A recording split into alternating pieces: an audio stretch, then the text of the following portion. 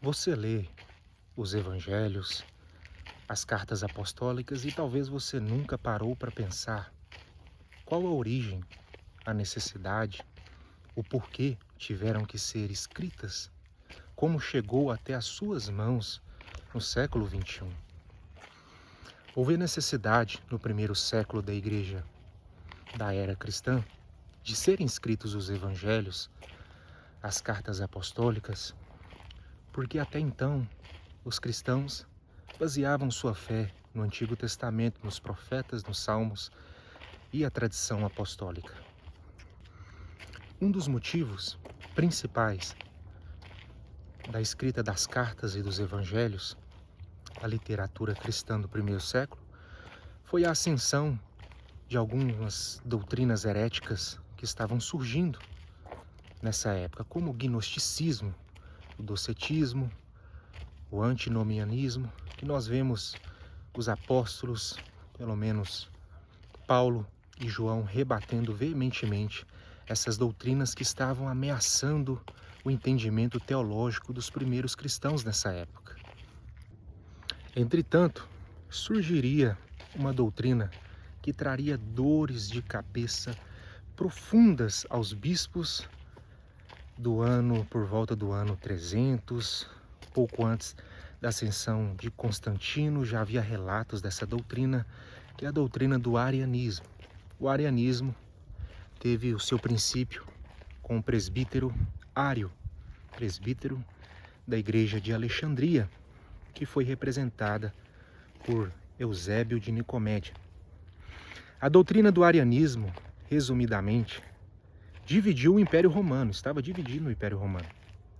Constantino viu a necessidade de estabelecer um concílio para serem discutidos essa ideia e outras ideias também, porque ele viu que o império estava sendo dividido e o império dividido não prospera. Então, no ano de 325, foi estabelecido o Concílio de Nicéia, o maior concílio ecumênico da igreja, né? Se tem relatos, é o primeiro concílio da história da igreja. E esse concílio de Nicéia reuniu milhares de bispos, bispos de todas as áreas do Império Romano, pessoas que até então foram perseguidas calorosamente pelo imperador Diocleciano, que antecedeu alguns anos a Constantino. Então foi comum ver nesse concílio de Nicéia alguns bispos sem língua, sem olho, sem braços, sem perna, por causa das perseguições, pessoas queimadas. Foi um evento extraordinário. O império que até então estava matando, agora estava unindo. Então, como eu disse a um vídeo que eu postei, Constantino foi enxergado como o escolhido de Deus, como ungido de Deus, para concretizar os propósitos de Deus nessa terra, pelo menos até por Eusébio de Cesareia. Nesse concílio foi discutido o arianismo, que estava ameaçando a fé teológica dos cristãos, representado por Eusébio de Nicomédia, por ser o bispo da igreja de Alexandria, pois Ário era apenas um presbítero. Não foi possível participar desse concílio de Nicéia.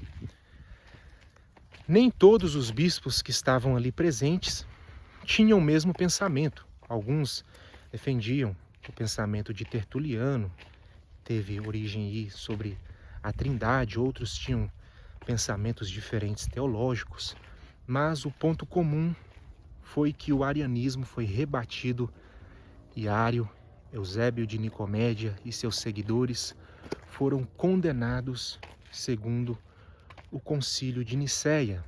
Daí surgiu o credo niceno, que acentua a natureza eterna de Cristo, coeterna com Deus e consubstancial com Deus.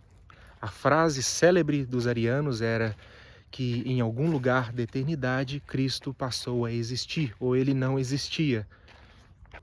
Mas não acaba por aí. O arianismo foi sim condenado no Concílio de Nicéia, mas estendeu campo as suas tendas até por volta do ano 780, por meio de povos e reinos germânicos, de origem germânica, através de um missionário chamado Úfilas. Esse missionário de origem germânica evangelizou os povos que até então eram considerados bárbaros, que estavam ameaçando as fronteiras do Império Romano. E esses povos aderiram à doutrina do arianismo e semi-arianismo. E não há um ponto comum entre os historiadores de quando a doutrina do arianismo se extinguiu. Mas há relatos que esses reinos dos godos, ostrogodos, dos vândalos, dos burgúndios, reinos germânicos foram destruídos. Alguns abdicaram dessa doutrina do arianismo e dizem alguns historiadores que a doutrina se extinguiu por volta aí do ano 800, mas você vê que a doutrina que surgiu por volta do ano 300 se estendeu quase 5 séculos à frente. Para vocês terem ideia de como uma doutrina herética pode ameaçar a fé cristã, muitos povos daquela época se dividiam entre grupos. Houve o grupo dos católicos, no sentido etimológico referente à época, não o sentido da palavra que entendemos hoje, católico apostólico romano. Naquela época, católico eram designados os cristãos por ter o seu significado do latim universal, um povo que não há distinção entre pessoas. E havia o grupo dos arianos, ou você era católico ou você era ariano. Houve guerras, exílio de bispos e presbíteros, por algum reino pregar o arianismo e nesse reino haver católicos também pregando a fé ou pensamento niceno, né, conforme o credo de Nicéia. Então foi uma doutrina herética que ameaçou a fé cristã. Esse é apenas um resumo dos anais da história do cristianismo, para nós entendermos o quão essencial é o entendimento teológico.